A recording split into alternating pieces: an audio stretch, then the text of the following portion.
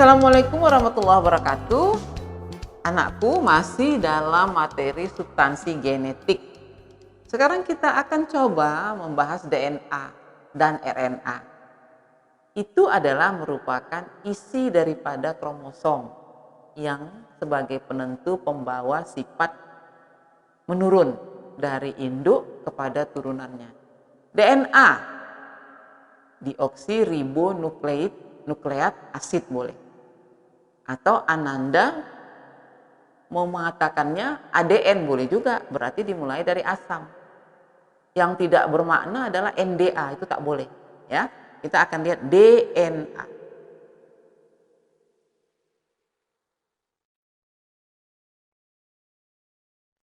Struktur DNA. Yang pertama ada gula, ada pentosa, itulah dia deoksiribo. Kemudian ada ribosanya. Yang kedua ada basa nitrogen, ya golongannya ada tertentu, ada purin. Purin ini berpasangan, basa purin ini pasangannya adalah adenin, guanin, dan kemudian ada basa pirimidin, pasangannya sitosin dan timin. Kemudian ada gugus fosfat atau kerangka molekul yang terdapat pada bagian luar. Ini gambarnya DNA. Jadi gambarnya seperti anak tangga. Jadi kalau kita membahas DNA, ini kita akan membahas juga atau terkenal dengan atom Weston and Crick. Nah, kita lihat double helix, ya, anak tangga double helix. Pengertiannya apa DNA? Rantai nukleotida yang berfungsi sebagai kode genetik makhluk hidup, ya. DNA terdapat di dalam kloroplas dan mitokondria. DNA ini fungsinya sebagai pembawa sifat menurun. Ibu lanjutkan. Tadi di dalamnya susunannya ada nukleotida. Jadi nukleotida itu apa? Kombinasi, ya, antara gula pentosa, basa nitrogen, dan gugus fosfat. Anda bisa lihat.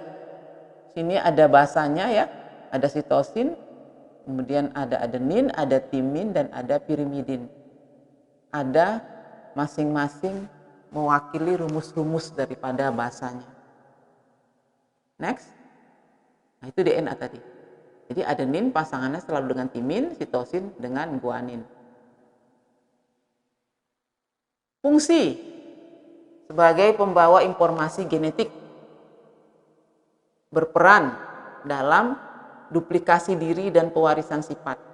Kemudian untuk ekspresi informasi genetik, ini fungsi daripada DNA.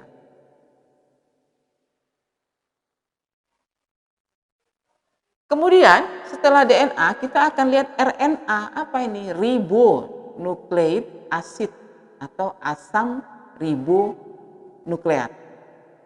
Jadi boleh Ananda menyebutkannya seperti itu. Apa RNA? Rangkaian nukleotida yang saling terikat seperti rantai. Ya, ini merupakan hasil dari transkripsi duplikasi dari suatu fragmen DNA, sehingga RNA sebagai polimer yang jauh lebih pendek jika dibandingkan dari DNA. Fungsinya sebagai penyimpan informasi genetik, kemudian sebagai perantara antara DNA dan protein dalam proses ekspresi genetik.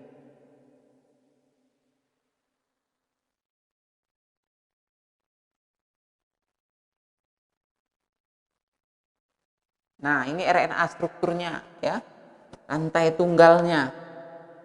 Mirip dengan DNA. Kalau DNA rantainya ganda, RNA tunggal. RNA merupakan polimer yang tersusun dari sejumlah nukleotida. Sama. DNA juga ada nukleotidanya, RNA juga ada, ya. Setiap nukleotida memiliki satu gugus fosfat, satu gugus gula, ribosa, dan satu gugus nitrogen. Kemudian ada polimernya. Terdiri dari ikatan yang berselang-seling. Ini struktur daripada RNA. RNA dibedakan atas ada yang pertama RNA-T, transfer RNA. Kemudian ada RNA-R atau kita katakan RNA ribosom, ribosom RNA, dan ada RNA-M, messenger. Ini dibagi 3.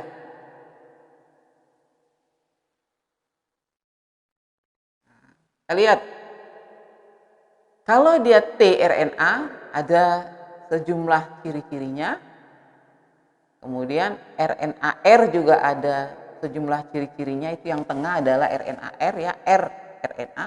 Kemudian kalau mRNA juga ada sejumlah ciri-cirinya. Nanti Ananda bisa pelajari ya, kemudian Ananda dalami. Nah, kita lihat nanti apa perbedaannya antara DNA dan RNA. Ini dia, masing-masing. Nah, sekarang kita lihat perbedaannya. DNA di dalam inti sel. Kemudian pada organ sel mitokondria dan kloroplas. Kalau dia RNA di dalam sitoplasma. Kita lihat perbedaannya. Polinukleotida. Ganda dan panjang. Sementara satunya tunggal dan pendek. Selanjutnya nukleotidanya gula deoksiribosa, kalau dia RNA gula ribosa saja, satu saja ya. Fosfatnya juga ada, bahasanya yang terjadi perbedaan. Kalau dia DNA bahasanya timin. Kalau RNA dia diganti dengan urasil. Fungsinya kalau DNA mengontrol sifat yang menurun atau penurunan sifat. Kemudian tempat sintesa protein, sintesa RNA. Kalau dia RNA, tempat sintesa protein. Ini terjadi perbedaan antara RNA dan DNA dengan adanya ciri-ciri tadi. DNA bisa mengalami replikasi, yaitu proses perbanyakan DNA. Ini akan terjadi pada semua sel hidup, digandakan untuk mempersiapkan terjadinya pembelahan sel dan membutuhkan bantuan dari beberapa enzim. Cara replikasi DNA kita akan lihat ada 3 cara. Pertama konservatif, semi konservatif, dan dispersif. Jadi masing-masing cara mereplikasi DNA atau menggandakan DNA tersebut masing-masing punya ciri-ciri atau punya proses tersendiri. Anda bisa baca di bawahnya. Kita akan lihat ya. Next.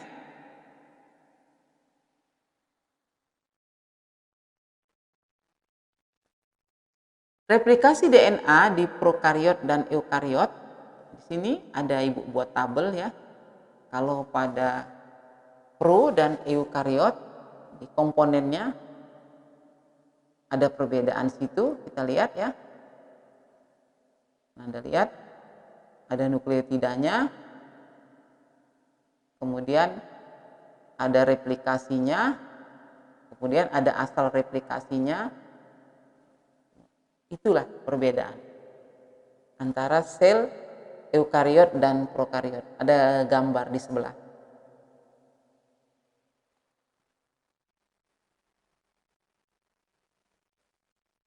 Selanjutnya kita akan lihat kode genetik ya, DNA. Ini tadi susunannya adalah ya, ada nukleotidanya, ada asam, ada gula dioksi, ada basa nitrogen. Jadi basa-basa ini ya, pasangan basa-basa ini akan menghasilkan kode genetik yang ada pada suatu makhluk hidup. Ada pada tubuh. Jadi dari pasangan basa ini akan terbentuklah kode-kode genetik nanti yang berperan untuk sintesa protein dalam menghasilkan asam amino yang esensial.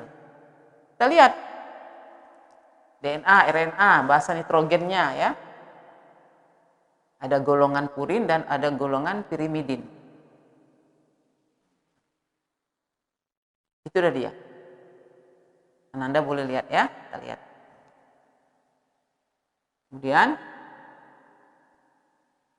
pasangan basa ini akan menghasilkan kode. Jadi kode ini bisa single, bisa double dan bisa triple. Jadi yang menghasilkan asam-asam amino esensial adalah kode-kode yang triple. Di sini ada contohnya triple A, kemudian ada AGA, ACA, dan seterusnya, dan seterusnya. Ini akan menghasilkan nama-nama daripada asam amino yang esensial, kode triple ini. Ini dia, ya. Jadi asam amino esensial itu dalam tubuh kita itu diantaranya ada alanin, itu triple-nya. Triple mana yang menghasilkan alanin? Anda bisa lihat di situ. Kemudian ada arginin, kode yang mana, pasangan basa yang mana yang dapat menghasilkan asam amino arginin. Di situ ada caranya. Dengan menyilangkan bagian-bagian yang ada pada pasangan-pasangan basa. Jadi ini semua adalah asam-asam amino yang esensial yang berperan dalam proses fotosintesis. Diulangi, yang berperan dalam proses sintesa protein.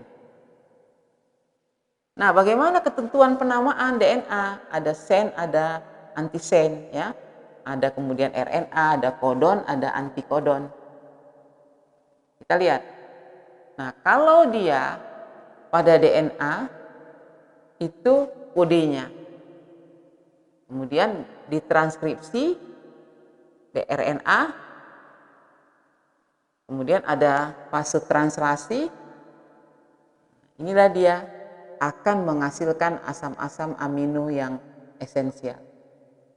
Jadi Anda bisa lihat, kalau di DNA ada timin, kalau di RNA ada urasil. Nah, seperti ini ya. Nanti pelajari berikutnya.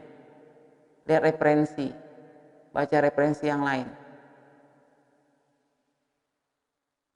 Sekian, Assalamualaikum warahmatullahi wabarakatuh.